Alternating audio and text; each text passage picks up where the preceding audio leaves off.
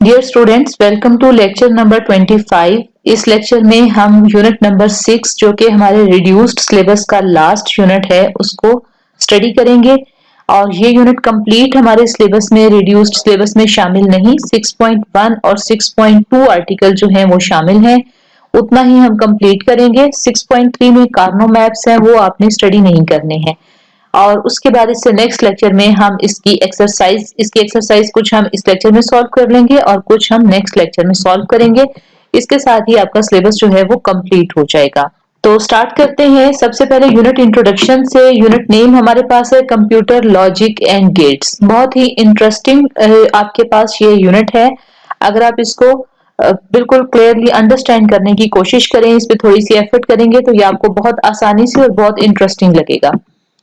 Unit introduction देखते हैं। This unit explains how data is represented in digital computer. It describes digital logic, logic gate, Boolean function.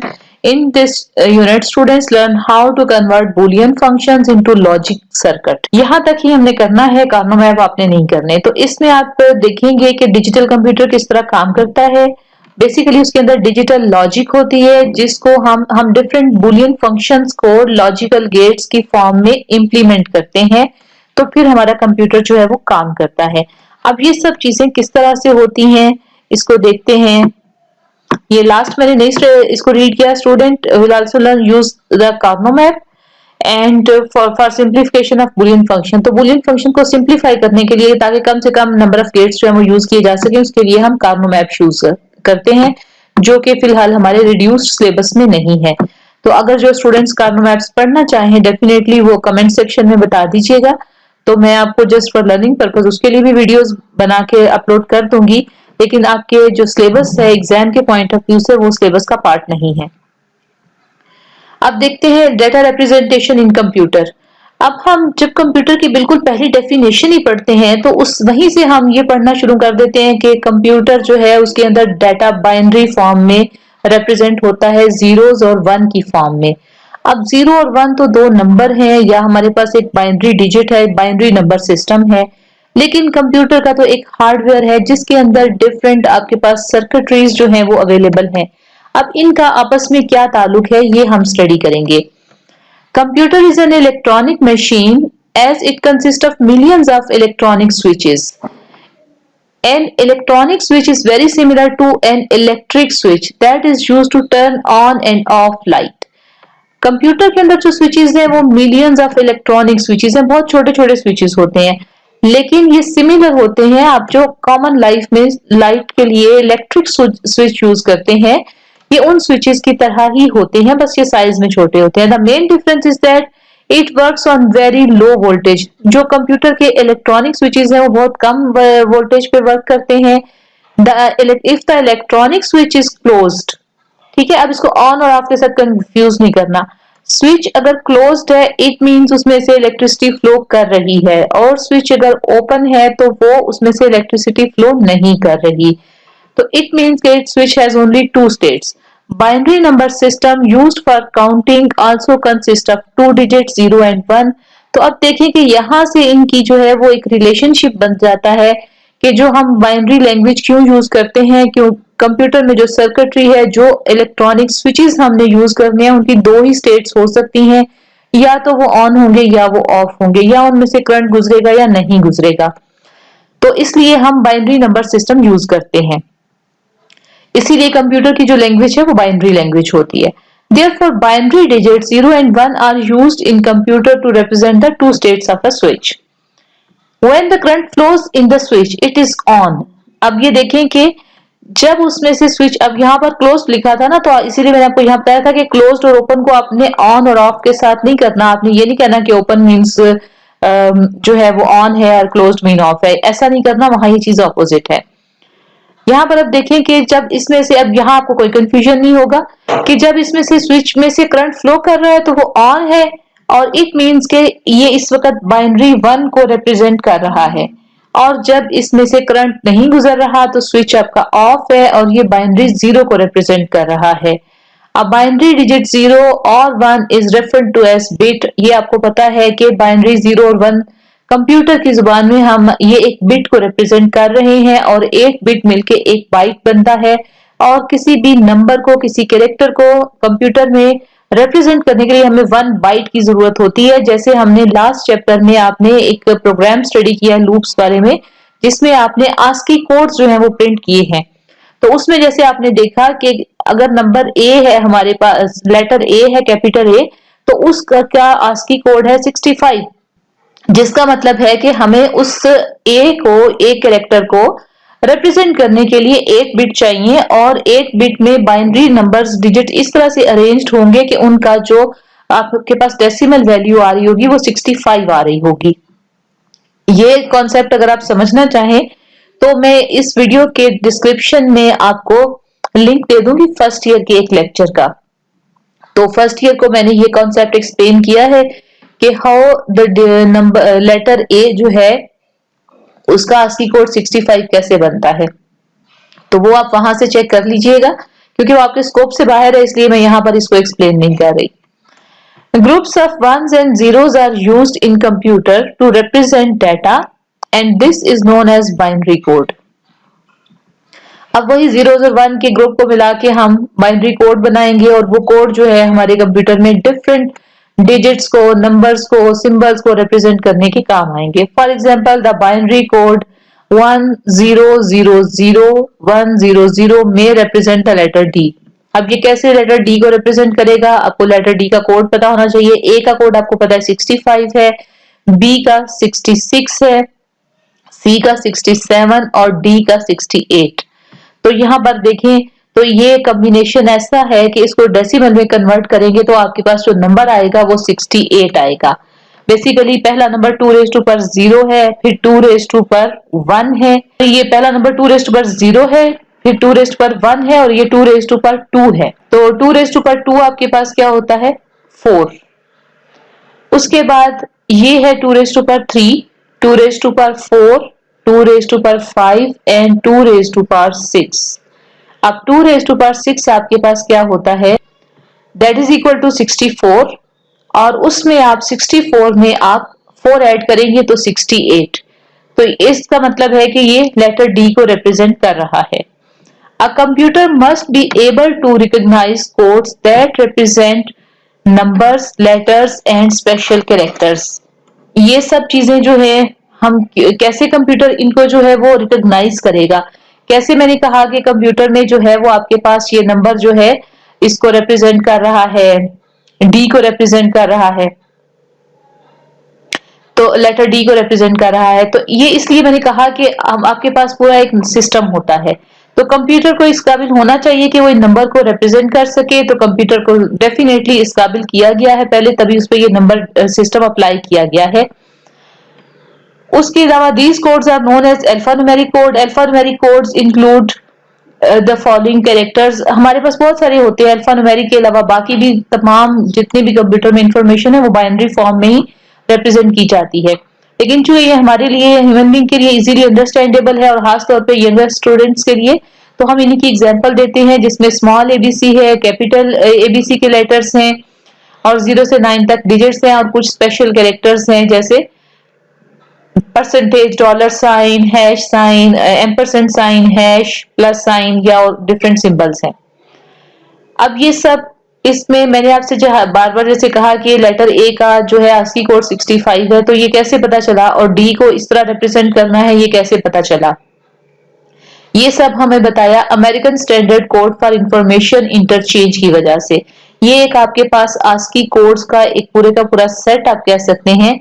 It is the most commonly used alphanumeric code. ये coding system है। It uses 7 bit to represent a character and the total number of characters जो है इसमें वो 128 represent कर सकते हैं, क्योंकि 2 रेज़ टू पर अगर ये 6 है आपके पास जाएगा, 7 है तो मैक्सिमम जो आपके पास वैल्यू आएगी वो 2 रेज़ टू पर 6 आएगी, क्योंकि आप 0 से स्टार्ट करेंगे।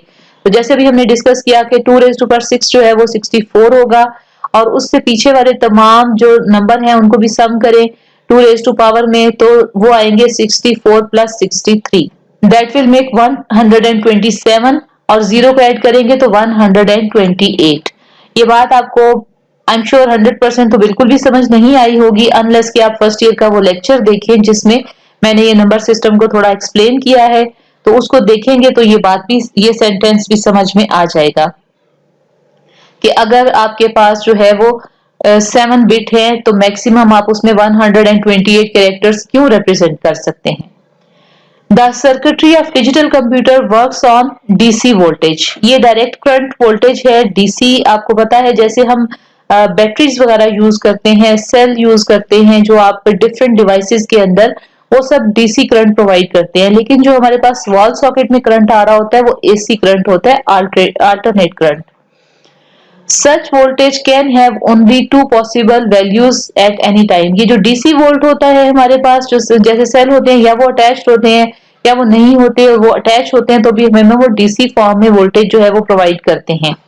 लेकिन वॉल सॉकेट जो होता है उसमें हमारे पास अल्टरनेट करंट आ रहा होता है। अब इस फिगर में आपको जो है ये डीसी वोल्टेज दिखाए गए हैं, ये 0 और +5 के दरमियान दिखाए गए हैं। डीसी चूंकि ये कम वोल्टेज होते हैं, इसीलिए आपने सुना होगा कि आजकल जो आपके पास वो तमाम डिवाइसेस जो डीसी टेक्नोलॉजी पे या डीसी वोल्टेज पे चलते हैं, जैसे इसमें स्मार्ट फैंस वगैरह की टेक्नोलॉजी है, तो वो कम करंट यूज करते हैं। और यूपीएस से हमें चूंकि डायरेक्ट करंट जो मिल रहा होता है वो भी हमारे पास इसी फॉर्म में होता है, तो ऐसे फैन जो होते हैं अमूमन यूपीएस पर बहुत ज्यादा लंबा बैकअप देते हैं। बहरहाल ये एक अलग डिस्कशन है, उसकी डिटेल में हम नहीं जाएंगे। सिंपल यहाँ ये बात आपके समझने की है कि जो आपके पास ये फिगर है, ये 0 से +5 वोल्ट के बारे में तक दिखाया गया है। जो वॉल सॉकेट में हमारे पास वापटा का आ रहा होता है करंट, वो 220 वोल्ट तक आ रहा होता है। वो डिफरेंट एरियाज में डिपेंडिंग ऑन द सर्विस जो है वो कम ज्यादा होता है। 240 तक भी आता है कई जगह पर, कई जगह पर 200 तक भी आता है। तो हमारे जो इलेक्ट्रिकल अप्लायंसेज है वो उनके मुताबिक एडजस्ट हो जाते हैं, डिपेंड करता है किस तरह के अप्लायंसेज है। लेकिन जो हमें बैटरीज वगैरह से मिलता है, 9 वोल्ट की बैटरी ले लें या छोटे आप AA साइज के सेल, AAA साइज के जो आप टीवी के रिमोट कंट्रोल में डालते हैं, अपने वायरलेस माउस वगैरह में डालते हैं, तो ये सेल जो है वो आपको कम जो है वो दे रहे होते हैं चार्ज। 220 डेफिनेटली इनके अंदर इतना चार्ज स्टोर करने की कैपेसिटी ही नहीं होती है, तो ये 5 वोल्ट तक आपको दे रहे होते हैं। These voltage levels are assigned the binary values 0 and 1. These 0 and 1 representation are called logic 0 and logic 1. इसको हम logic 0 logic 1 कहते हैं। अब ये जो कंप्यूटर के अंदर ये पॉइंट, ये आपके पास 5 वोल्ट है, ये इससे भी ज्यादा जो मैंने आपको बैटरीज दिखाई है, बताई है, उनके साइज फिर भी बड़े हैं। कंप्यूटर के अंदर ये आपको एक मेन पावर सप्लाई के जरिए इन वोल्टेज को मैनेज किया जाता है। मदरबोर्ड को उसके रिक्वायर्ड वोल्टेज प्रोवाइड किए जाते हैं और उसके बाद बाकी डिवाइसेस को मदरबोर्ड जो है वो फर्दर रेलिवेंट स्लॉट्स की हेल्प से उतना ही करंट प्रोवाइड करता है जितना उनकी जरूरत होती है। तो अब हम ये जो पूरा मेथड है इसको हम लॉजिक 0 लॉजिक 1 कहते हैं। Although the logic levels are shown in the figure are exactly 0 या 5, आपको दो लेवल दिखाए गए हैं कि या तो करंट 0 होगा या 5 होगा, लेकिन एक्चुअली ऐसा नहीं होता। प्रैक्टिकल सिस्टम में इसमें वेरिएशन होती है, एक रेंज ऑफ वोल्टेज होती है। फॉर एग्जाम्पल जो लॉजिक 0 है उसमें आपके पास 0 से लेकर 0.8 तक अगर वोल्टेज जा रहे हैं, यानी 1 वोल्ट से कम है, 0.9 तक जाएगा तो वो फिर 1 वोल्ट कंसीडर हो जाएगा। तो अगर उससे कम है तो आपके पास वो लॉजिक 0 ही रहेगी। इसी तरह यहाँ पर जो मैंने आपको जैसे कहा कि ये 5 वोल्ट जो मैंने आपको बताए हैं, ये बहुत बड़े बड़े मैंने आपको बैटरीज का की एग्जांपल दी है। तो इसमें आपके पास जो है वो एक्चुअली 2 वोल्ट से लेकर 5 वोल्ट तक जितना भी करंट होगा वो लॉजिक 1 कंसीडर किया जाएगा। The circuit that operate on these signals are called digital logic circuit. अब वो तमाम सर्किट जो है जिन पे ये वाली लॉजिक अप्लाई की जाती है उसको हम डिजिटल लॉजिक सर्किट कहते हैं। अब ये सर्किट जो है इनको कंप्यूटर में किस तरह इंप्लीमेंट करना है, तो उसके लिए हमें लॉजिक गेट्स जो है उनकी हेल्प चाहिए होती है। तो यहां तक जो अभी हमने देखा है कि डेटा रिप्रेजेंटेशन देखी है, कंप्यूटर में डेटा किस तरह रिप्रेजेंट होता है, वो 0 और 1 की फॉर्म में होता है। उसके बाद वो 0 और 1 जो है वो वोल्टेज की फॉर्म में रिप्रेजेंट होता है। और वो वोल्टेज 0 1 में हमें क्यों चाहिए, क्योंकि हमें डाटा जो है वो कोड्स की सूरत में हमने कंप्यूटर में रिप्रेजेंट करना होता है। अब देखते हैं आपके पास next logic gates. Logic gates are basic building blocks of digital computer. Logic gates operate on two voltage level and process digital signals which represent binary digits 0 and 1. Logical gate की ये definition है आपके पास, इसको आप exercise को साथ साथ mark कर लें। एक्सरसाइज का जो आपके पास क्वेश्चन, शॉर्ट क्वेश्चन में पहला क्वेश्चन है वो यही है, what is a logic gate. तो मैं आपको इसकी डेफिनेशन भी बता देती हूँ और साथ ही आप इस क्वेश्चन का आंसर भी मार्क कर लें। तो आप देखते हैं कि पहली तो ये उसमें आ जाएगा, logic gate are the basic building blocks of digital computers. Logic gate operate on voltage level and process digital signal which represented binary digit 0 and 1। तो ये पूरी डेफिनेशन आएगी। एक्सप्लेन मैंने आपको कर दिया है कि लॉजिक गेट्स क्या है, बिल्डिंग ब्लॉक्स हैं डिजिटल कंप्यूटर्स के, और हम इसमें क्यों यूज करते हैं, क्योंकि हमने इनको हमारी जो डिजिट है आपके पास बाइनरी नंबर 0 1 उनको हमने रिप्रेजेंट करना है आपके पास इलेक्ट्रॉनिक सिग्नल्स के जरिए। अब देखते हैं आपके पास digital logic and logic gates, ये क्या चीज है। लॉजिक गेट्स की आपकी दूसरी डेफिनेशन यहां भी आ जाएगी, ये भी आपने सारी उस शॉर्ट क्वेश्चन के आंसर में लिखनी है। ये भी मैं आपको मार्क कर देती हूँ, एक्सप्लेन मैं आपको बाद में ये कर रही हूँ साथ, ये भी आपने उसमें लिखनी है लॉजिक गेट्स की डेफिनेशन में। अच्छा, इसमें देखते हैं डिजिटल लॉजिक क्या चीज है। It is fundamental Digital logic is fundamental in creating electronic devices such as calculator, computers, digital watches. It is used to create digital circuits which consist of large number of logic gates.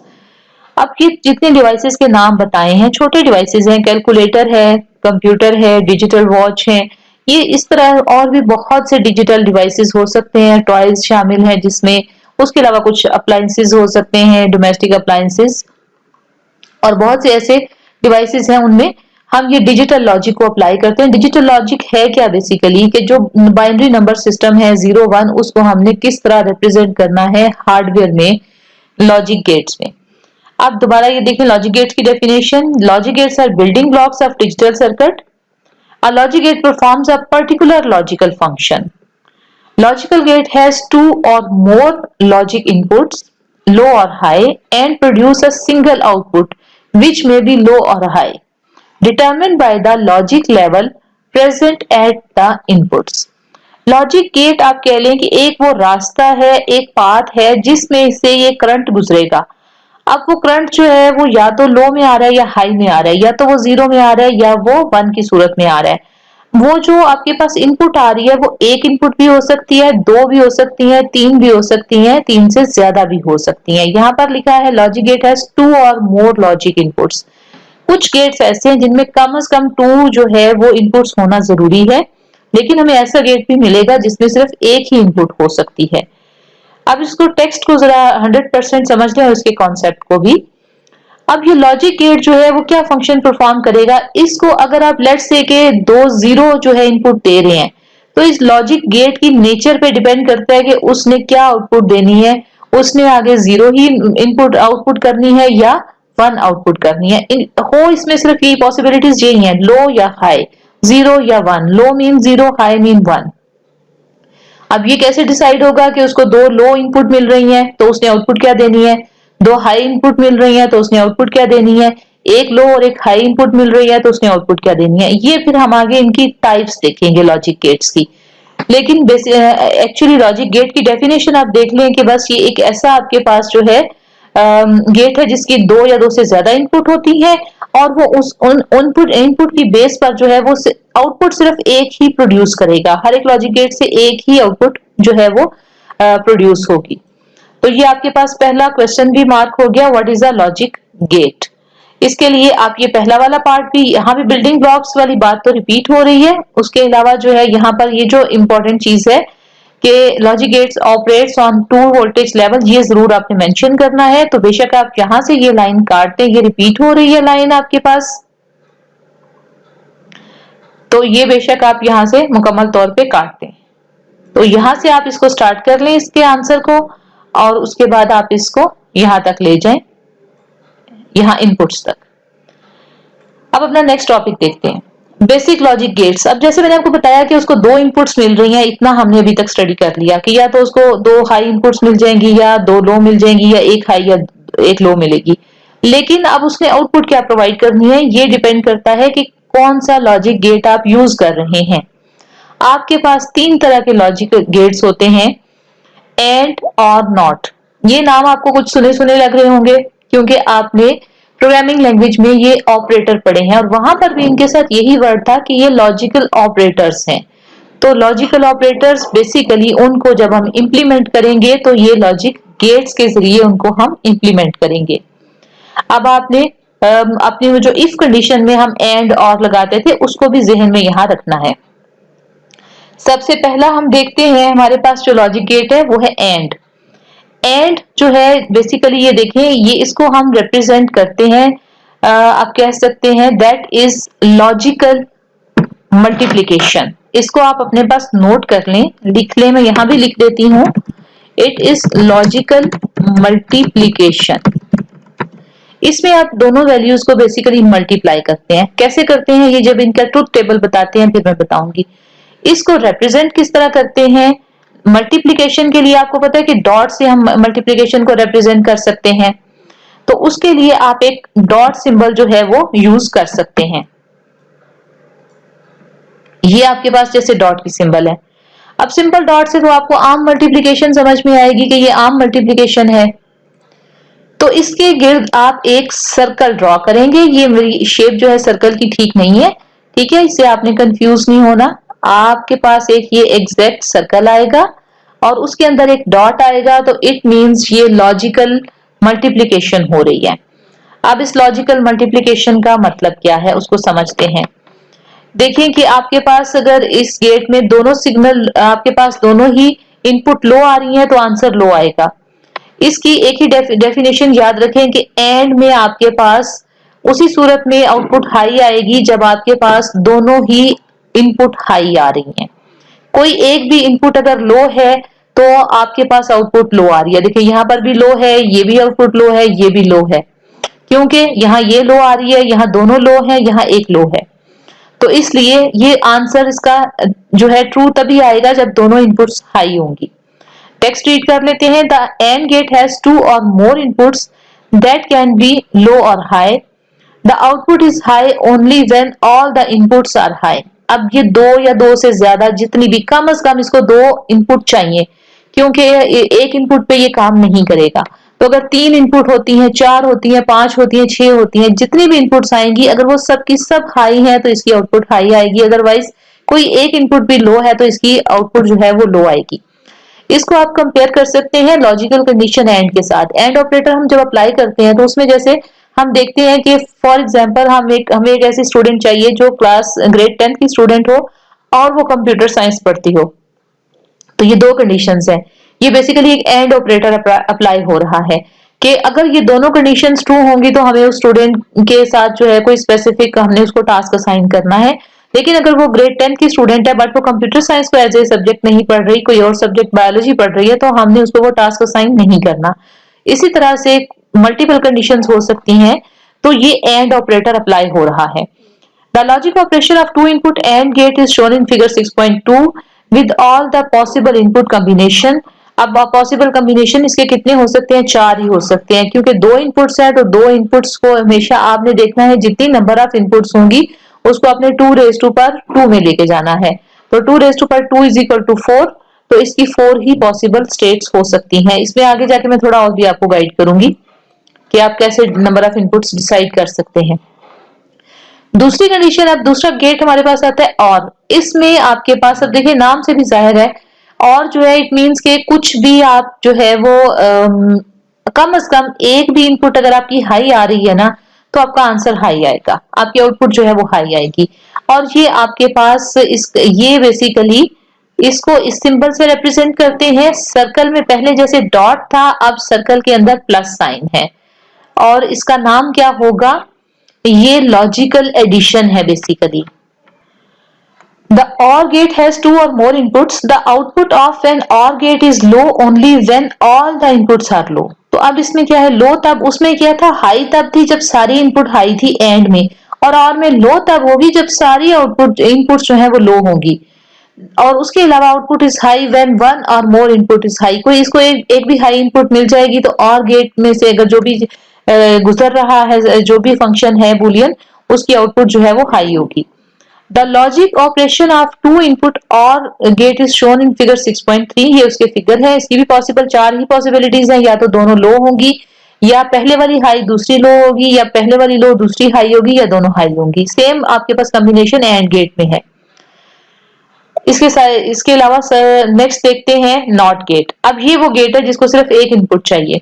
The not gate performs a function of inversion, यानी अगर आप इसको true they रहे हैं तो ये answer fall आ जाएगा। Not operator जैसे आप अप्लाई करते हैं, अगर आप कहते हैं कोई कंडीशन के if D is not equal to let's say के 0, तो आप उसको कह रहे हैं कि अगर वो 0 के अलावा है कुछ तो हम वो टास्क परफॉर्म करेंगे।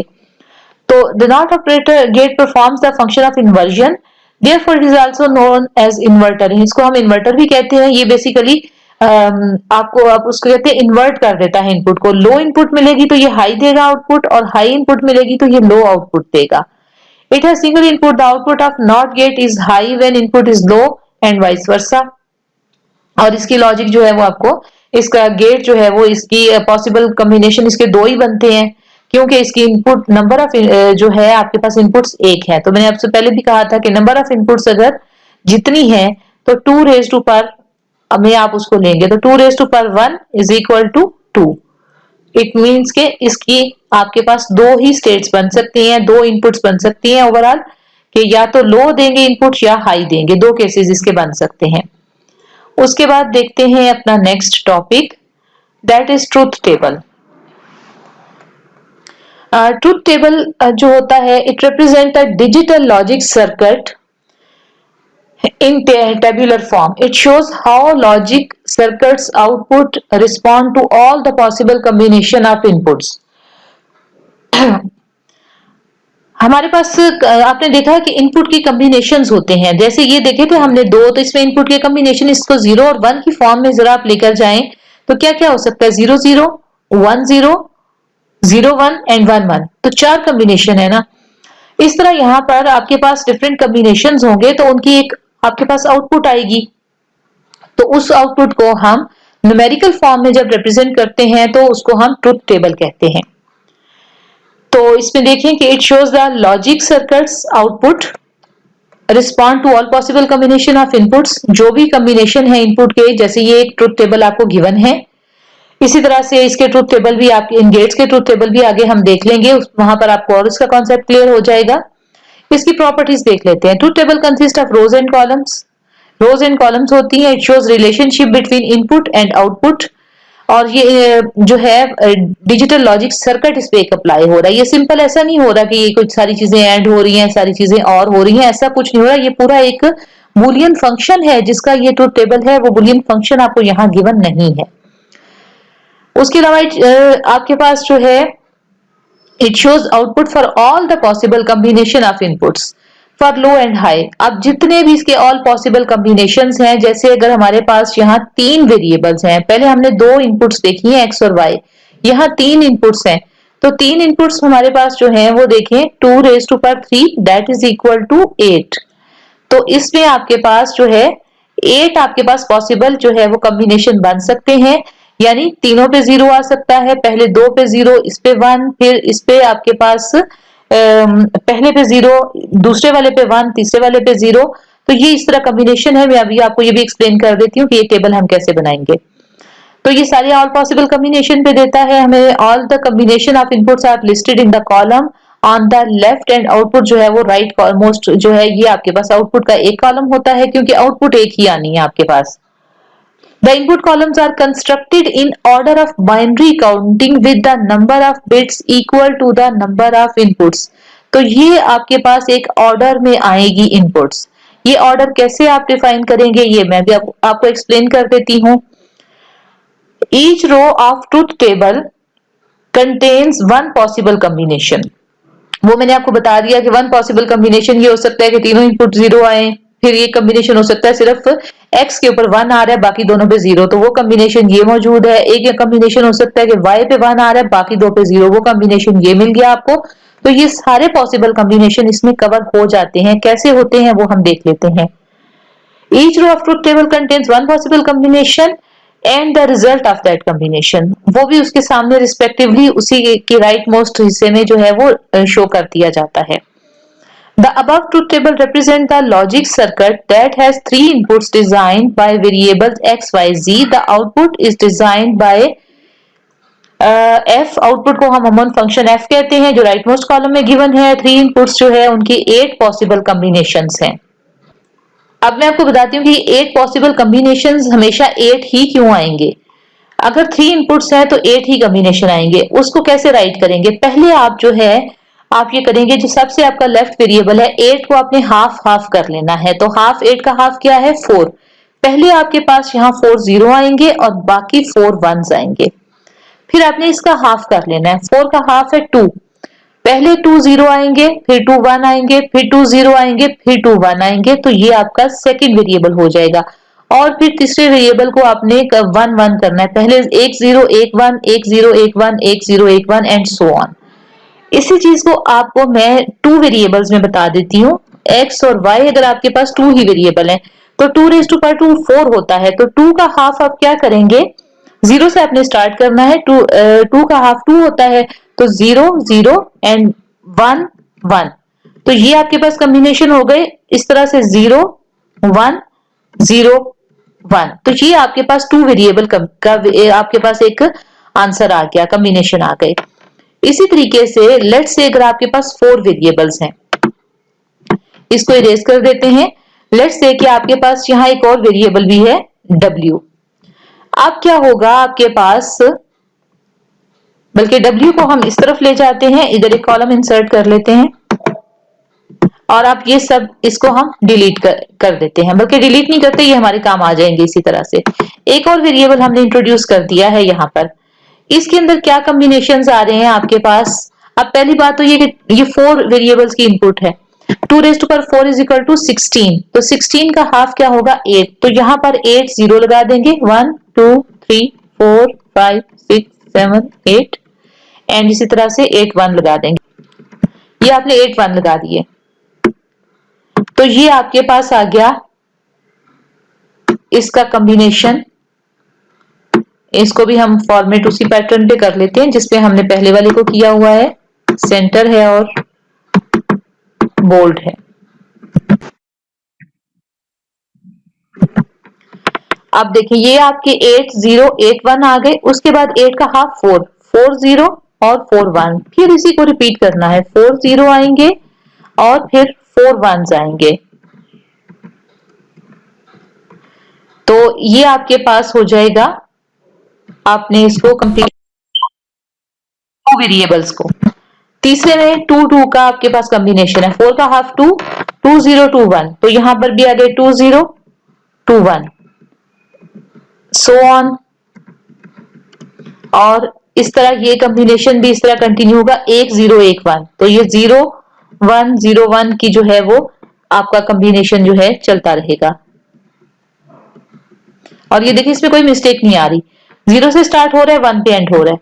तो इस तरह से आपके पास ये इनपुट्स बनाने का मैंने आपको तरीका बताया है, depending upon the 2 3 and 4 variables. इसको आप जितना भी आगे एक्सपेंड कर लें, 5 वेरिएबल्स कर लें तो 2 रेज़ टू पावर 5 में चली जाएंगे इसके कॉम्बिनेशंस। और जितने बड़े भी कॉम्प्लेक्स फंक्शन जो है बूलियन इससे डिजाइन किए जा सकते हैं। लेकिन आप सिर्फ 2 और 3 इनपुट्स तक ही रहेंगे। 4 मैंने इसलिए आपको करके बताया कि आपको उसका थोड़ा सा आइडिया हो जाएगा। तो अब आप इस ट्रुथ टेबल पे आ जाएं जो हमने पहले किया हुआ था, बनाया हुआ था। तो बेसिकली वो हमारा ट्रुथ टेबल जो है वो इतना है। हमारे पास ये पार्ट है, इसको आप कंपेयर कर लें जो बुक में गिवन है ट्रुथ टेबल, उसके साथ आप इसको कंपेयर कर लें तो आपको ये समझ में आ जाएगा कि ये देखें 4 zeros 4 ones जो है वो ये पार्ट है। Sorry, only this part. 8 combinations हैं। तो ये आपके पास पहला 0 0 0 0 0 1 0 1 0 और इसमें कोई कॉम्बिनेशन भी जो है वो स्किप नहीं हो सकता। ये इसीलिए इस तरह से सिस्टम को इंप्लीमेंट किया गया है।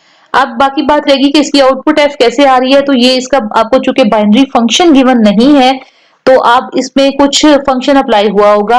मोस्ट प्रोबेबली में भी कि x की वैल्यू जो है इसको बार की सूरत में, यानी इस पे एक इन्वर्टर लगा दिया जाए और y z को आप इस पे एंड गेट लगा दें तो ये फंक्शन जो है इसके अंदर इसके आंसर ये आ जाए। अब ये चीजें आपको समझ में आएगी जब आप बूलियन फंक्शन पढ़ेंगे तो जो कि हम नेक्स्ट लेक्चर में पढ़ेंगे। ये लेक्चर जो है वो 30 मिनट से ऑलरेडी एक्सीड कर चुका है। तो thank you so much for watching this lecture. इससे नेक्स्ट जो टॉपिक है वो हम नेक्स्ट लेक्चर में स्टडी करते हैं।